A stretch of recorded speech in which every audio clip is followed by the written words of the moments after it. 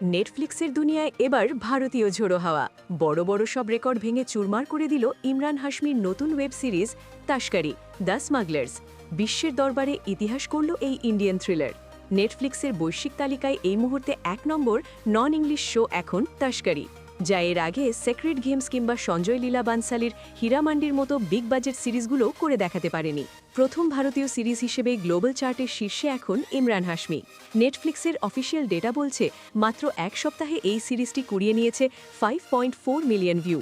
পেছনে ফেলে দিয়েছে Korean drama can this love B translated কিংবা জনপ্রিয় অ্যানিমে জুজুৎসু কাইসেনের মতো ইন্টারন্যাশনাল হিটগুলোকেও।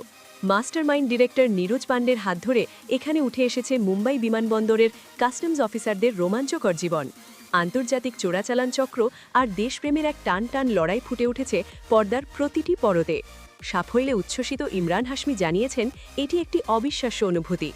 অফিসারদের প্রতি শ্রদ্ধা জানিয়ে তৈরি করা এই গল্প যে বিশ্বজুড়ে মানুষের মন জয় করবে, তা ছিল পুরো টিমের প্রত্যাশার অতীত। ইমরান হাশমির এই দুর্দান্ত কামব্যাক আর ভারতীয় গল্পের এই বিশ্বজয়ে আপনি কতটা রোমাঞ্চিত? তাস্করি কি আপনার দেখা সেরা ইন্ডিয়ান সিরিজ? কমেন্টে আমাদের জানান।